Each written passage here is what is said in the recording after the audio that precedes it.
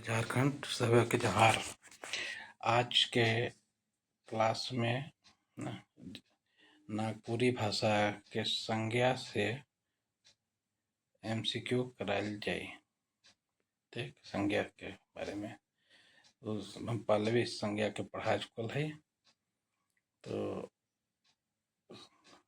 उससे आज हम 20 महत्वपूर्ण MCQ करेंगे। चलिए देखते हैं आज की क्लास में MCQ। पहला क्वेश्चन है कि नागपुरी व्याकरण में संज्ञा कर कै गो भेद मानल जाला। नागपुरी भाषा में संज्ञा के कितने भेद माने जाते हैं? तो संज्ञा के नागपुरी हो या हिंदी हो, सभी में 5 भेद माने गए हैं। ठीक, तो आंसर हो जाएगा इसका 5। उस तरह से दूसरा क्वेश्चन आते हैं, कौन जीव जंतु ठाव कर जिनिस कर ठाव या जिनिस कर नाव के नागपुरी व्याकरण में का कहल जाला? कोनो जीव जंतु या ठाव या जिनिस कर नाव मतलब किस नाम से जाना जाता है नागपुरी व्याकरण में, ये पूछ रहा है। तो किस तरह का वो संज्ञा है? तो संज्ञा के नाम से जाना जाता है। परिभाषा है कि किसी प्राणी, स्थान, वस्तु या भाव के नाम को संज्ञा कहा जाता है। तो ये डिफिनेशन ही पूछ लिया था। ठीक, अब आगे आते हैं क्वेश्चन।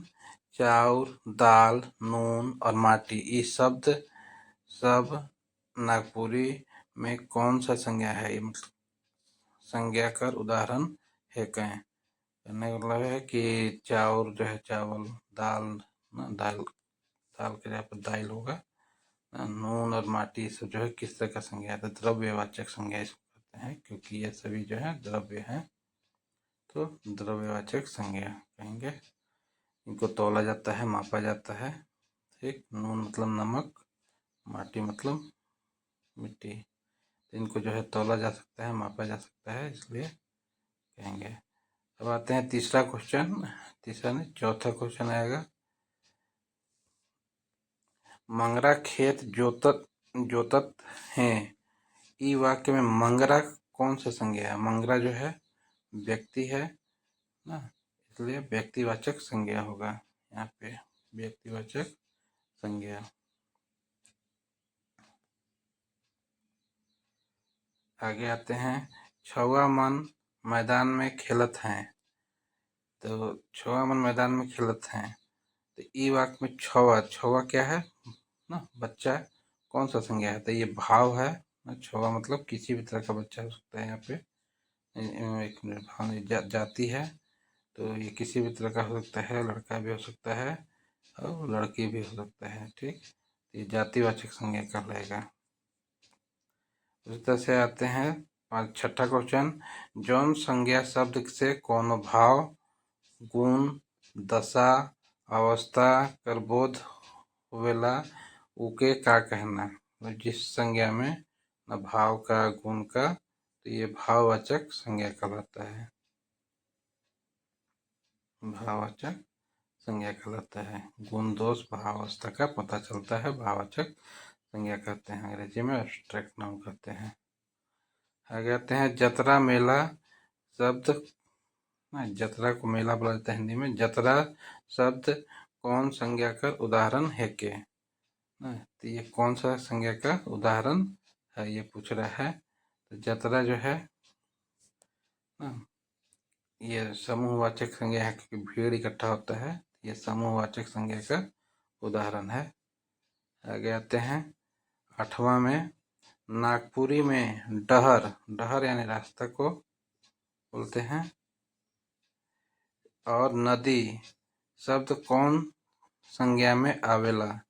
डहर और नदी, तो ये सभी क्या है? डहर मतलब रास्ते के बारे में बता रहा है, और नदी एक नदी के बारे में नहीं है, बहुत सभी नदी के बारे में, जातिवाचक संज्ञा में आएगा। अगर डहर और नदी किसी एक विशेष रास्ते या नदी का नहीं बल्कि उसकी पूरी जाति का बोध होता है, इसलिए जातिवाचक संज्ञा में आएगा। झारखंड का राजधानी रांची है के? इ वाक्य में व्यक्तिवाचक संज्ञा छाँटना है, छाँटू। व्यक्तिवाचक संज्ञा छाँटना है, तो इसमें कौन जो है व्यक्तिवाचक संज्ञा है? तो व्यक्तिवाचक संज्ञा झारखंड हो जाएगा और रांची हो जाएगा। तो यहाँ सिर्फ राजधानी, सिर्फ झारखंड, यानी सिर्फ राजधानी नहीं, झारखंड और रांची, झारखंड और रांची हो जाएगा। तो अगला क्वेश्चन देखते हैं।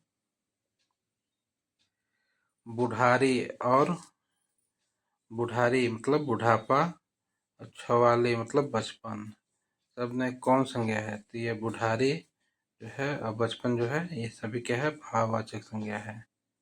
तो भाववाचक संज्ञा में आएगा, ये भाव है, भाववाचक संज्ञा इसका आंसर होगा। अब आते हैं 11वां क्वेश्चन में। जौन शब्द से कोनो एक किस्म कर चीज चाहे आदमी कर बोध होवेला, उके का कहल जाला? कहने का मतलब एक तरह का चीज का बोध होता है या आदमी का बोध होता है, उके का कहना। यानी जो शब्द से एक चीज, एक आदमी का बोध होता है तो उसे जातिवाचक कहते हैं, उसकी जाति को बताता है, इसलिए जातिवाचक संज्ञा कहेंगे। 12वां क्वेश्चन देखते हैं। आयोकर मया कबूनी सिरायला, मतलब मया मतलब ममता, आयोकर ममता कभी नहीं सिराता है, ठीक। सिरायला मतलब खत्म नहीं होता। तो यहाँ मया कौन संज्ञा है? मया ममता, ममता क्या है? भाववाचक संज्ञा है, भाव है, फीलिंग को प्रकट करते हैं, तो भाववाचक संज्ञा कहेंगे। उसी तरह से सोना रूपा मतलब चांदी लोहा, सब मन के कौन संज्ञा मान लेते? ये सभी क्या है? तोल सकते हैं, माप सकते हैं, इसलिए ये सभी क्या है? द्रव्यवाचक संज्ञा कहलाएंगे। आंसर इसका द्रव्यवाचक संज्ञा होगा। आगे आते हैं।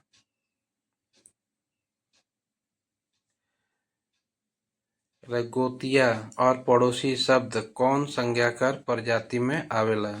गोतिया यानी रिश्तेदार और पड़ोसी है शब्द कौन सी संज्ञा में आता है? तो गोतिया और ये सभी क्या है? जातिवाचक संज्ञा हो जाएंगे। जाति का विशेष हो रहा है कि इसमें रिश्ते, नाते, पदों और व्यवसायों के समान सामान्यतः जातिवाचक संज्ञा होते हैं।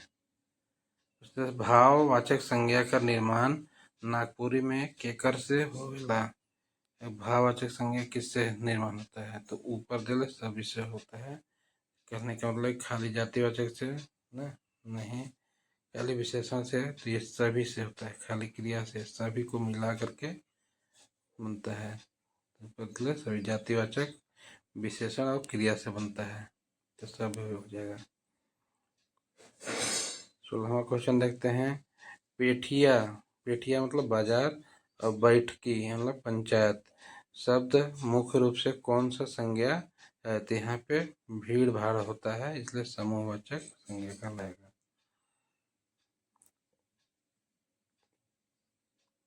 इस तरह से आगे आते हैं 17वां क्वेश्चन में। नागपुरी में अगर कोनो व्यक्ति वाचक संज्ञा कर प्रयोग कोनो खास गुण बताए के लिए होवेला, तो ऊ कौन संज्ञा बन जाला? ना रहा है कि व्यक्तिवाचक संज्ञा का अगर प्रयोग होता है ना किसी खास को बताने के लिए, तो कौन सा बन जाता है? तो जातिवाचक संज्ञा बन जाता है। अभी पढ़े हैं जातिवाचक संज्ञा। जब कोई व्यक्तिवाचक संज्ञा किसी विशेष गुण के कारण पूरे वर्ग का प्रतिनिधित्व करने लगे, जैसे ऊ तो हमर घर कर विभीषण है के, यानी ऊ शब्द जो आया यहाँ पे, तो ऊ जो है जातिवाचक संज्ञा को संबोधित करता है। अब आते हैं 18वां क्वेश्चन। नागपुरी में संज्ञा कर लिंग निर्णय मुख्य रूप से केकर आधार होवेला?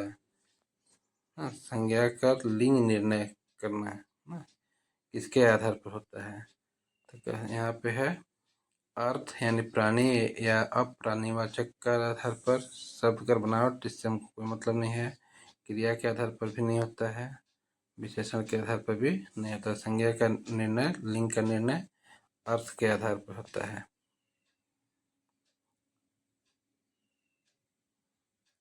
एक अगला क्वेश्चन देखते हैं। अब ये इस तरह का क्वेश्चन यहाँ तो उम्मीद कम है, लेकिन आजकल आता रहता है, इसलिए देख लेना जरूरी है। जैसे नागपुरी कथन है, नागपुरी में पहाड़ जातिवाचक संज्ञा, नागपुरी में पहाड़ जातिवाचक संज्ञा है के। नागपुरी में पहाड़ क्या है ना, जातिवाचक संज्ञा के कथन है। रीजन कह रहा है कि पहाड़ कहे से कोनो खास पहाड़ कर नहीं, बल्कि सबे पहाड़ कर बोध होवेला। तो ये क्या है, दोनों सही है, कथन भी सही है और उसका रीजन भी सही है, कारण भी सही है। तो दोनों का व्याख्या जो है सही है, तो इसका ऑप्शन ए हो जाएगा, ए और दोनों सही है। इस तरह से देखेंगे। अगला क्वेश्चन लास्ट है, सेशन का लास्ट क्वेश्चन है।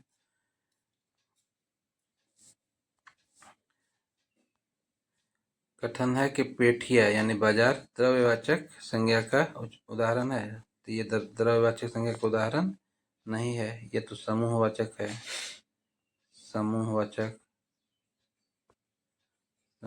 संज्ञा है। अब तो ये तो गलत हो जाएगा। पेठिया में सामान जोइक के किनल जला, ये भी गलत है, तो दोनों गलत है। असर्शन और रीजन दोनों गलत है, तो बोथ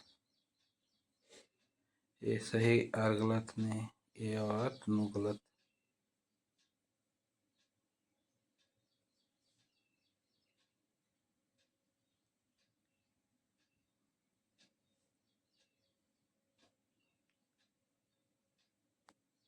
ठीक है, फिर देखते हैं कि पेठिया में जैसे ये कह रहा है यहाँ पे कि ये तो गलत इसको मान रहा है, लेकिन इसको कह रहा है कि पेठिया में सामान, पेठिया मतलब बाजार में सामान जो के किन जाती है, सही है, ये इसको सही माना जाएगा, क्योंकि बाजार में सामान जो भी जो है तोल तोल के ही बेचा जाता है, इसलिए ये सही है, आर गलत है। ये गलत है, आर सही है, तो सी ऑप्शन होगा। यदि ये पसंद आया हो तो हमारे चैनल को लाइक कीजिए और मेरा दूसरा चैनल को भी लाइक एंड सब्सक्राइब कीजिए, टारगेट टेट बाय राज सर। यहाँ पर CDP की क्लास चलता है, तो इसे भी लाइक कीजिए, सपोर्ट कीजिए, जिससे हम नए नए क्लास लाते रहें। Thank you for watching my channel.